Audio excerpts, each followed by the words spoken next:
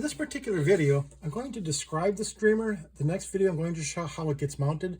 This streamer is a very, very powerful type of streamer that I have here. This material is called bird scare tape. It's used to sparkle and shine, and it will scare away birds from your plants and bushes. What I did is I have this particular streamer with a plastic straw on the end. These are usually called sipping straws. They look like this for like drinks and stuff like that. I put a couple layers of the heavy-duty packaging tape on here, and I just taped this down. Turns out the packaging tape is the only thing that really sticks to this mylar. Now, what's interesting about this, if we look at this streamer and we unwind it a little bit, what we see is this. We see that through the other end is right here. So both ends are together. So when this unwinds, it's unwinding both from the end, both ends at the same time toward the middle. What this does, it makes the streamer open extremely fast, and that's very important once you get this up in the air. So the streamer doesn't get all tangled up. It opens extremely fast. What's really nice is that this also winds up really, really tight. Now, this is a 9-foot streamer. This comes with a streamer that is, I believe, about 9 inches long. And again, at 900 feet, you're simply not going to see a 9-inch streamer.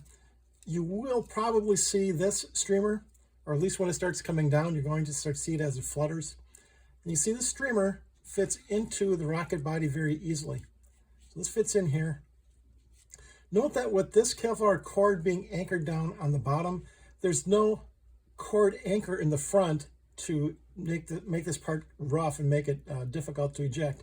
This is a very small diameter rocket, and if you attach your ejection cord using an anchor in here, it's going to be really hard to squeeze in something like this type of a streamer, because it's simply going to get caught, and I've had that happen.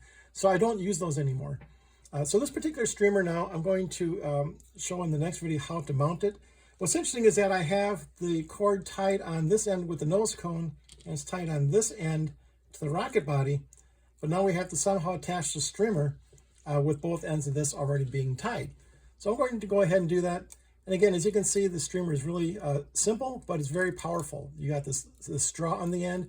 I've used various things like toothpicks and stuff, but the straw seems to work the best, particularly with the small ones. You squish the straw a little bit, make it a little bit smaller. It'll fit in there a little bit better.